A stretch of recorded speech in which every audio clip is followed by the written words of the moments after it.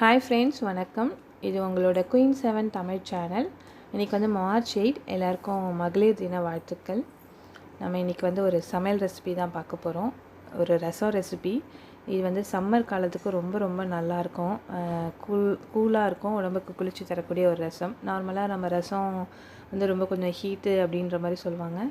So அந்த மாதிரி இல்லாமல் வெயில் டைமில் இந்த மாதிரி ரசம் வச்சு கொடுத்தா ரொம்ப ரொம்ப நல்லாயிருக்கும். உடம்புக்கும் வந்து ரொம்ப ஹெல்த்தியான ஒரு ரசம்.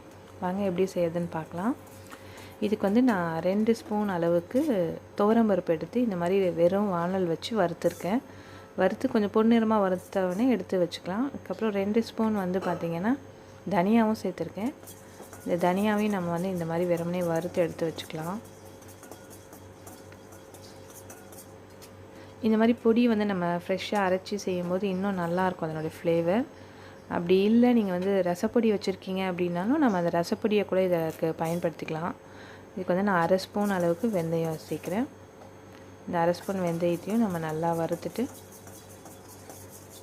அதையும் வந்து நம்ம எடுத்து வச்சுக்க போகிறோம். எதையும் வந்து கருகாமல் கொஞ்சம் அந்த பொன்னிறம் வந்தவொடனே டக்குன்னு எடுத்துருங்க. இப்போ அடுத்தது வந்து 1 ஸ்பூன் அளவுக்கு மிளகு சேர்த்துக்க போகிறோம். இல்லை 1 ஸ்பூன் சீரகம், 1 ஸ்பூன் அளவுக்கு மிளகு அண்ட் 1 ஸ்பூன் அளவுக்கு வந்து சீரகம், ரெண்டுத்தையும் இந்த மாதிரி தனித்தனியாக நம்ம வறுத்து அதையும் வந்து இந்த மாதிரி எடுத்து அதில் போட்டுக்கலாம். இப்போ மிளகு, ஸோ மிளகையும் வறுத்துட்டு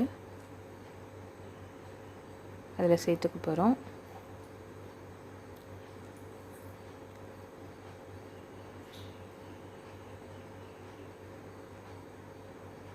வறுபட்டுடுச்சு. ரொம்ப தீய வைக்காமல் பதமாக வறுத்துக்கோங்க.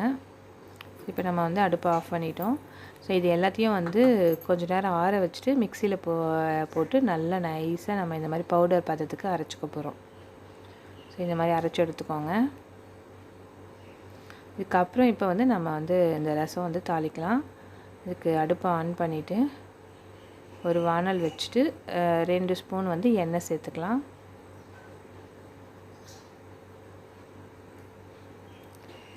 இந்த எண்ணெய் வந்து 2 ஸ்பூன் சேர்த்துருக்கேன். உங்களுக்கு எவ்வளோ வேணுமோ நீங்கள் அந்தளவுக்கு சேர்த்துக்கலாம். ஒரு சிலர் 1 ஸ்பூன் சேர்ப்பாங்க. ரசத்துக்கு நீங்கள் எப்படி சேர்ப்பீங்களோ அதே மாதிரி நார்மலாக எப்படி ரசம் வைப்போமோ அந்தளவுக்கு எண்ணெய் இருந்தால் போதும். இதுக்கு தாளிக்கிறதுக்காக மட்டும்தான். கடுகு, சீரகம், அப்புறம் கருவேப்பிலை, கொஞ்சமாக பெருங்காய பொடி போட்டுக்கோங்க. போட்டு நல்லா அது வந்து பொரிஞ்சதுக்கப்புறமா நம்ம அரைச்சி வச்சுருக்க அந்த பவுடரில் வந்து நீங்கள் எந்த அளவுக்கு ரசம் வைக்க போகிறீங்களோ அதுக்கேற்ற மாதிரி. இப்போ நான் வந்து ஒரு கிண்ணம் அளவுக்கு வைக்க போகிறேன். இதுக்கு வந்து 3 ஸ்பூன் பவுடர் நான் சேர்த்துருக்கேன். இதில் வந்து 1 கப் தயிர்.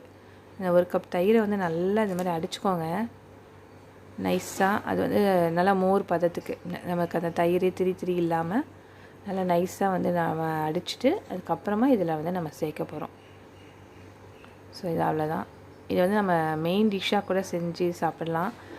இந்த மோர் ரசம் வச்சுட்டு இது கூட வந்து நீங்கள் சைட் டிஷ் உருளைக்கிழங்கு பொரியல், இல்லை வாழைக்காய் பொரியல், கருணக்கிழங்கு, சேப்பங்கிழங்கு, இந்த மாதிரி கிழங்கு வகை எது வேணால் நீங்கள் வெண்டைக்காய் பொரியல் செய்யலாம்.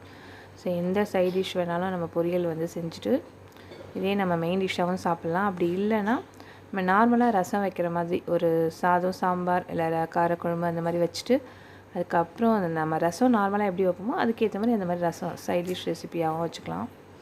இன்றைக்கி வந்து நானும் எங்கள் பாப்பா மட்டும்தான். ஸோ அதனால் நாங்கள் வந்து வெறும் இந்த மோர் ரசம் வச்சுட்டு இன்றைக்கி வந்து நான் வெண்டைக்காய் பொரியல் பண்ணியிருக்கேன். அவ்வளோதான்.